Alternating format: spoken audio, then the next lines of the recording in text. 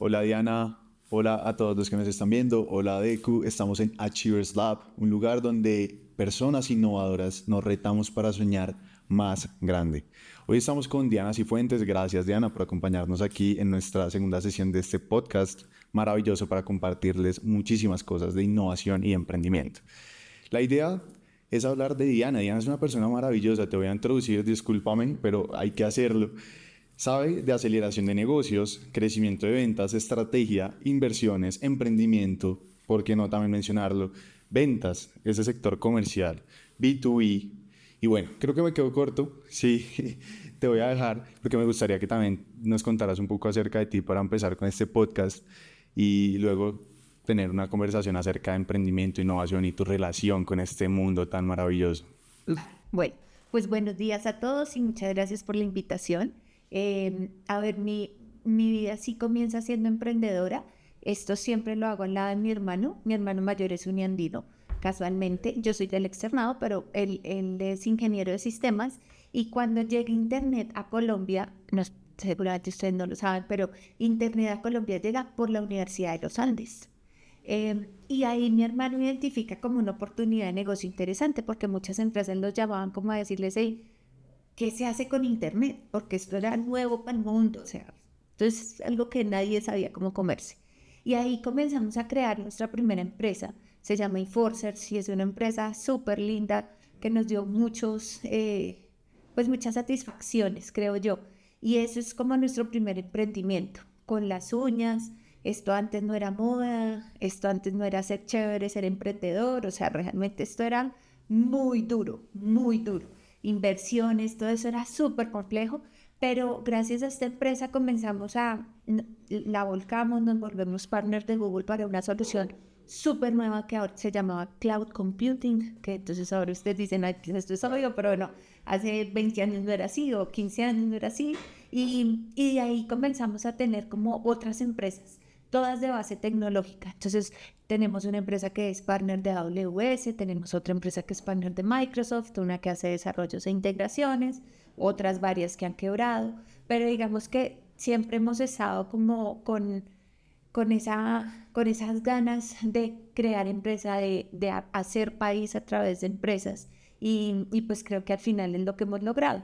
Ya en un punto, hace unos 6 años, comenzamos a ver el emprendimiento con otros ojos y entonces dijimos, bueno, no es viable o es más complejo crear muchas empresas, entonces ahora, ¿por qué no hacemos, digamos, algo diferente? Y es, ponemos un fondo de inversión, invertimos en estas empresas en las que conocemos, o sea, B2B, SaaS, que es, pues, digamos, algo que lo que nosotros sabemos hacer, y invertir en ellas y acelerarlas. Entonces creamos un fondo y creamos una aceleradora. Es muy resumen ejecutivo de mi trayectoria.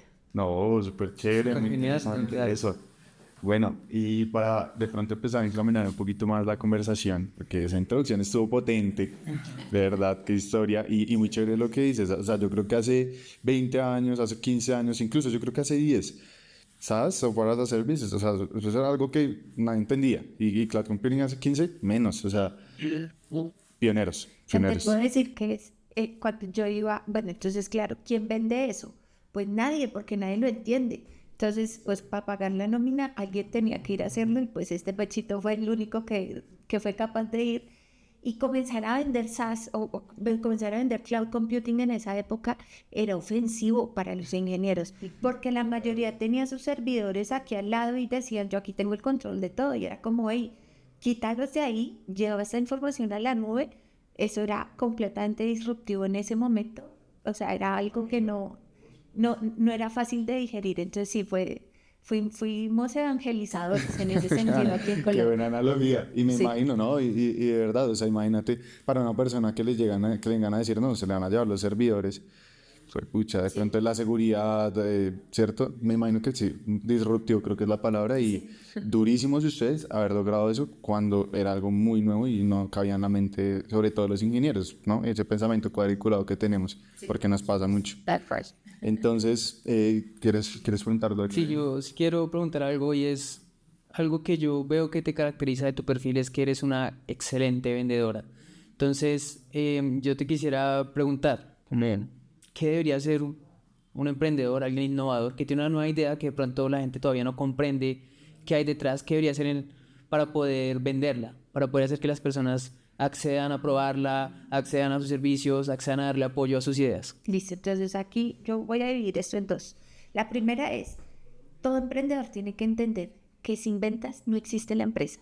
Pueden tener el mejor producto, el más innovador, el más divino, el más perfecto. No funciona la empresa si no hay ventas. Las ventas es el aire sobre el cual respiramos todos en una empresa, porque es el que nos genera los ingresos. Entonces, puede que tú digas, no, es que yo no sirvo para ventas, entonces eso que lo hagan otros. Cuando uno es emprendedor y está comenzando, lo mejor que uno puede hacer es untarse de lo más estratégico. Y claro, el producto, la solución, lo que ofrecemos es importante, pero venderlo también. ¿Y por qué es tan importante? Porque escuchas a tu cliente, porque entiendes sus necesidades, porque comienzas a compartir ese dolor que tiene mi cliente versus lo que yo le estoy ofreciendo para cubrir ese dolor. Entonces eso es lo primero, para que cualquier emprendedor que escuche esto lo entienda y sobre todo los que son ingenieros hacen muy buenos productos, hacen unas cosas impresionantes, pero no son capaces de salir a venderlas y se queda ahí guardada. Alguien llega, lo copia, alguien que sí sabe vender y se perdió. Entonces, ojo con eso, porque en serio las ventas en todo es indispensable. Ahora, ¿cómo hacer para salir a vender? Para mí lo más importante, creer en lo que realmente hago. Si yo creo que lo que yo estoy vendiendo te va a cambiar la vida, yo voy y te lo vendo fácil, porque estoy diciendo básicamente lo que yo estoy creyendo y te lo estoy diciendo a ti. Y eso se transmite. Si llego yo súper insegura y súper, yo no sé si esto sí o no, difícilmente voy a vender. Entonces, una de las primeras cosas es la convicción en que realmente estás haciendo el mejor producto posible y estar resolviéndole de la mejor forma posible a tus clientes. Wow. Me gusta mucho algo y hago una analogía, no sé si has escuchado esa frase, enamórate del problema y no de la solución. Y creo que tiene mucho que ver con lo que tú dices. Muchas veces en la cabeza de un ingeniero pasa que no, cree una aplicación, cree, mejor dicho, el invento del siglo, pero ¿y si de pronto eso no es un problema para mi cliente porque de pronto no salgo a vender y no ni siquiera entiendo cuál es su problema? Pues desde ahí parten muchas cosas y qué bonito entender esa labor de ventas y cómo conectarla con lo que uno venda, con lo que uno, el producto, pues. Ahí hay dos cosas. Muchas veces es como dejar el ego al lado, y el ego es porque como, aquí se pueden decir malas palabras. Sí, claro. Como yo soy el putas, ¿cierto? Y soy ingeniero de los Andes, pues marica, o sea, me las sé Sí. todas. El tema es que no escuchas a tu cliente. Y si tú no escuchas a tu cliente, en tu cabeza está que es la mejor solución. Yo a eso lo llamo pajazo mental. ¿Por qué te haces un pajazo mental? O sea, dices, no, es que yo creo esto y voy a resolver el hambre del mundo. Pero resulta que la gente no come así. Entonces no lo resolviste y te tiraste todo tu tiempo, seguramente dinero y sobre todo energía. Entonces, lo primero es eso, y las ventas o estar con tu cliente te permite escuchar. Y te permite escuchar y decir, oiga, pero ¿y por qué no lo hacemos de esta forma? O, y esto me resuelve esto otro. O, y adicional a esto, usted no me puede vender esto. Y así es como comienzan a darse las mejores soluciones. O sea, si bien es cierto, pueden partir de un problema, lo más importante aquí es que escuchemos y comencemos a complementar ese problema, ¿sí? Eso es lo primero. Pero lo segundo es, claro, de nada me sirve resolver algo que nadie está interesado en comprar o que es como un nice to have, ¿sí? Porque al final las empresas lo que necesitan es vender y necesitan plata para poder vivir. A menos de que sea una ONG, y eso sería como otra conversación, una empresa privada para vender en B2B o en B2C, en cualquier caso necesitan que la gente esté dispuesta a poner plata, ¿cierto? Por lo que vendo. Y eso solo pasa si realmente me resuelve un problema. Digamos que en ventas tú tienes dos formas de vender. Una, la más fija, es un dolor. Cuando alguien tiene un dolor o una necesidad y yo se lo puedo resolver, la gente está dispuesta a poner plata por eso. Y la otra es un deseo. Pero ese deseo tiene que ser algo aspiracional o tiene que ser algo súper como de verdad yo quiero estar ahí para yo estar dispuesta a sacar de mi bolsillo y darte plata. Si tenemos claras esas dos formas de que la gente compra, entonces vamos a tener muy claro qué es lo que le puedo ofrecer. Wow. Qué bonita es la visión de una persona con tanta experiencia como tú. Y me gustaría enlazarlo en este momento con un poco de lo que te comenté ahorita que vamos a hablar antes de empezar el podcast. Y es, ¿cómo te lleva eso a esa primera relación con inversionistas? O sea, ¿cómo fue tu primera experiencia buscando una inversión para uno de tus proyectos o invirtiendo en uno de los primeros proyectos que invertiste? El tema, y lo juro, es que en serio suena como años de luz, pero fue hace 15 años, tampoco fue hace mucho, o 10, pero nosotros sí buscamos inversión para e-Forcers, por ejemplo, porque necesitábamos crecer, queríamos abrirnos a México, bueno, teníamos muchos planes y pues la caja tampoco nos daba para tanto. Y, o sea, tocamos muchas puertas, pero el producto no era tan sexy, entonces a nadie le importaba invertir. Realmente terminamos invirtiendo con Family and Friends, que es como una de las primeras etapas de inversión. ¿Las conocen? Se las he escuchado. Ok, está como Ángel Inversionista, Family and Friends, después están las aceleradoras o los fondos pequeños, después ya vienen como fondos más grandes y después como el Exit, que ya sería como ir a bolsa. Pero Family and Friends es como usualmente los primeros. Entonces, claro, invirtió mi mamá, mi tío. O sea, literal, comenzaron a invertir personas y no fueron grandes cantidades, pero pues con eso fue como con lo que tuvimos. La vida ahora es súper diferente. Ahora, yo como inversionista, pues estoy escuchando pelados chiquitos, pues chiquitos para mí, que terminan teniendo ideas súper chéveres, no tienen el capital y uno les puede invertir. O sea, eso es algo en serio que ha cambiado un montón en estos 10 años, en estos últimos 10 años o 15 años. Y dentro de lo que yo como inversionista busco en un emprendedor, pues primero es que yo sí le pueda aportar, porque no me interesa solo dar la plata. O sea, para eso hay muchos ahora, ¿sabes? Pero de pronto una empresa que necesite un acompañamiento en ventas, que sea B2B, que sea de base tecnológica, que sea SaaS, pues son cosas que al final yo conozco y seguramente les puedo aportar un granito. Eso es una parte. Pero yo sí me fijo mucho como inversionista en el problema que están resolviendo y el tamaño del mercado de ese problema. Porque si estás resolviendo el problema para un grupo de 100 personas, pues rápidamente vas a poder llegar a tu cuota y ya después de eso no hay crecimiento. Y tenga presente que una startup es diferente a una empresa que está comenzando, porque las startups o la visión que se tiene de una startup es que tiene un crecimiento exponencial. Mientras que, no sé, la señora que tiene las empanadas de acá es una emprendedora, pero no es una startup, porque la visión de ella no es crecer su local de empanadas 100%. a todo el mundo. ¿Me explico? Entonces, cuando tú estás invirtiendo, inviertes es en una startup, es decir, en su potencial de crecimiento y para eso necesitas identificar cuál es el problema y cuál es ese tamaño del mercado que vas a cubrir. Wow. Wow. De verdad que loco cómo ve las cosas una persona que tiene una visión del mundo, del emprendimiento, de las inversiones, de startups, como Diana. De verdad, qué noción que nos estás compartiendo tan bonita. Gracias. Bueno, pues yo tenía ya de pronto una pregunta un poco más enfocada hacia lo que haces en EF Ventures y es, las startups suelen tener problemas para generar dinero en sus primeros años. Entonces, ¿cómo son esas estrategias que ustedes llevan a cabo, que ustedes le recomiendan a las startups para que empiecen a dejar de tener una buena idea y lo empiecen a convertir en un proyecto sostenible? Lanzarse al agua, vender, no hay de otra. Entonces, claro, hay una forma que es que los inversionistas financien por X años o X tiempo, pero al final eso es un paso mental, ¿sabes? Eso es como si tu papá te da la plata para darte, para tener la empresa, pues no es real. O sea, no podrías decir que es una empresa que realmente tiene futuro. Mientras que si sales al mundo a vender y alguien te compra, y necesitamos que mucha más gente te compre, y las estrategias y digamos parte de lo que nosotros entendemos es sin ventas no hay empresa. Entonces lo único que hacemos es, o lo primero que hacemos es foco en ventas. ¿Qué se necesita para vender más? ¿Qué es lo que hay que hacer para vender más? ¿Cuáles son esas estrategias para llegar a más clientes?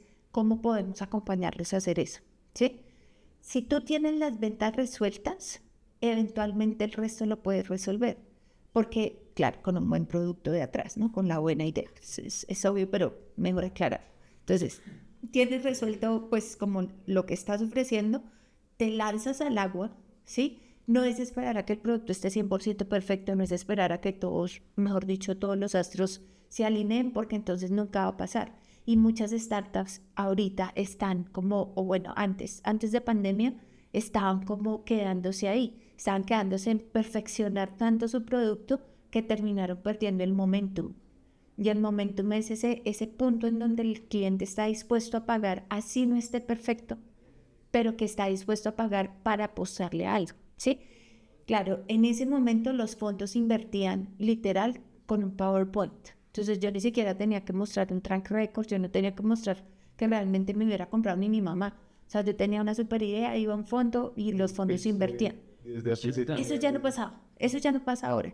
Ahora están diciendo, bueno, listo, súper tu idea, ¿qué has hecho con ella? Y entonces cuando tú dices, no, mire, ya le vendí a estas 10 empresas, o sea, no estoy en punto de equilibrio, pues porque, o si no, no estarías pidiendo plata, porque realmente que ustedes pidan una inversión a un fondo es una de las formas más costosas de financiarse, porque les están quitando un porcentaje de su empresa, ¿sí? Entonces uno tiene que saber también, esto no es moda, esto no es como, ay, que me inviertan, no, tengan cuidado con eso, toca tener cuidado con eso, pero cuando vas a donde un fondo y buscas una inversión, claro, que te sirva para tu día a día y la operación, pero realmente lo mejor que puedes hacer es que seas autónomo. Y la única forma de ser autónomo es vendiendo.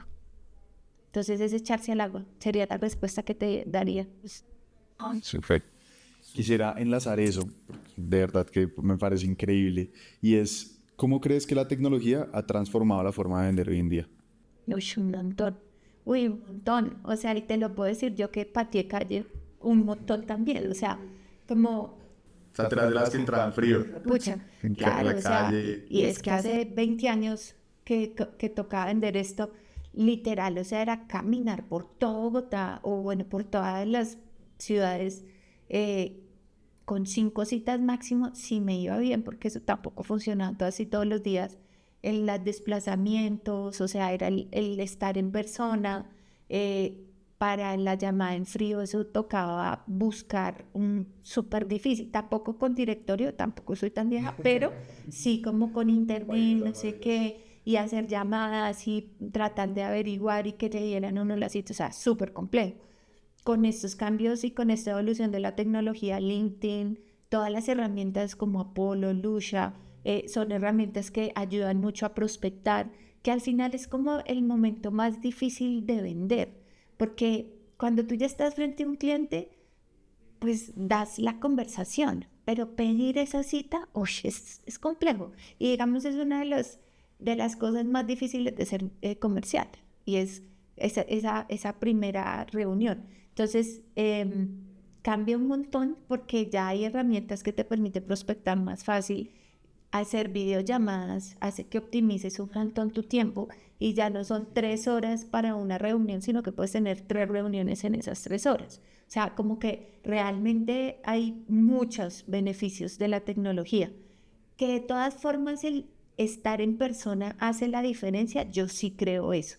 Tampoco todo el tiempo, pero sí conocer a tu cliente, tener ese contacto físico, hace que puedas construir una mejor relación. Y usualmente los comerciales y las ventas son de relaciones. Entonces, la tecnología palanca, no olvidar como la parte física, que al final siguen siendo las mismas 3 horas para una reunión, pero pues es una vez en X tiempo.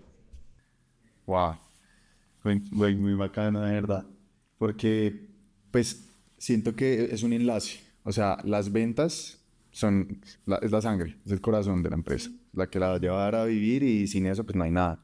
Pero además hay herramientas hoy que hacen que las ventas no sean lo mismo que eran hace 10 años, hace 15 años, que imagínate uno sacar 5 o 6 citas, llegar mamado a la casa, pues pucha, no vende nada, no baje bandera, ¿no? Que es lo que dicen. Y en cambio hoy en día, con poner publicidad en Facebook Ads, segmentas, o bueno, en Meta, Google, puedes llegar a 1000, 2000, dependiendo del presupuesto, dependiendo del objetivo, pero los números siento que la tecnología han hecho que los órdenes de magnitud hayan cambiado mucho.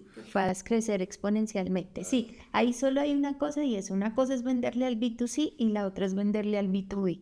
Por más eficiente que seas, en B2B vas a necesitar un tiempo, porque venderle a una empresa pues es un proceso, ¿sí? Entonces no es como que puedas bajar bandera en ese primer día de reuniones, pero sí seguramente puedes construir relaciones en donde puedes cerrar con menos tiempo diferente a un B2C que ahí sí utiliza, pues digamos, yo no utilizaría en B2C Facebook Ads o Instagram, como ese tipo de cosas, porque para mí eso es más en B2C. Para B2B utilizo más LinkedIn y como otras herramientas que me van a permitir llegar es como a los tomadores de decisiones de las empresas. ¿Ese? Sí.